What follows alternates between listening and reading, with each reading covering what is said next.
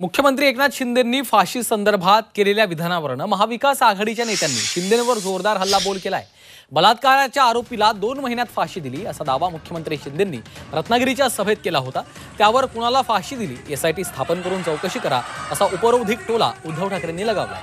विरोधकांच्या टीकेला प्रत्युत्तर देताना मुख्यमंत्री एकनाथ शिंदेंनी मावळच्या घटनेचा दाखला दिला।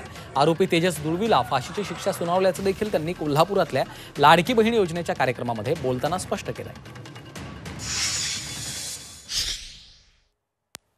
2 महिन्यापूर्वी 3-4 महिन्यापूर्वी एक अशीच घटना घडली माझ्या बहिणीबरोबर आणि त्याला फास्ट ट्रॅक केसवर आम्ही चालवलं। स्पेशल वकील दिले, एव्हिडन्स दिले, पोलिसांनी सगळं जे मेहनत केली आणि त्या आरोपीला 2 महिन्या केस मध्ये लागले आणि त्याला फाशीची सजा झाली।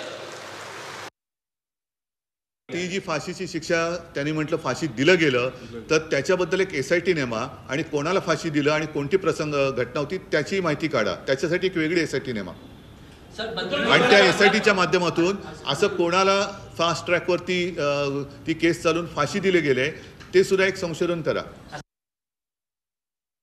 मी म्हणालो की यामध्ये काही महिन्यांपूर्वी 2-4 महिन्यांपूर्वी एक अशी केस झाली होती पुण्यामध्ये, मावळमध्ये, आणि त्या केसमध्ये त्या आरोपीला फाशी झाली होती। आता विरोधक म्हणतात कुठली फाशी झालीच नाही, काय झालं, त्याच्यावर एक मोठं कालपासून चर्चा सत्र सुरू आहे। पण मी आपल्याला सांगतो, मी कधीही दिलेला शब्द पाळणारा आणि हा एकनाथ शिंदे तुमचा भाऊ कधी खोटं न बोलणारा हा भाऊ आहे।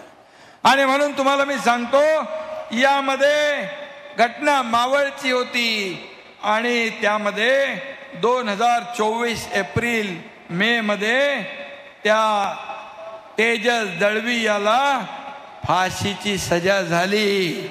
फाशीची सजा झाली। पोलिसांनी काम केलं, फास्ट ट्रॅक लावलं, तपास केला आणि फाशीची सजा झाली। त्या कोर्टाचे ऑर्डर जजमेंट माझ्याकडे आहे।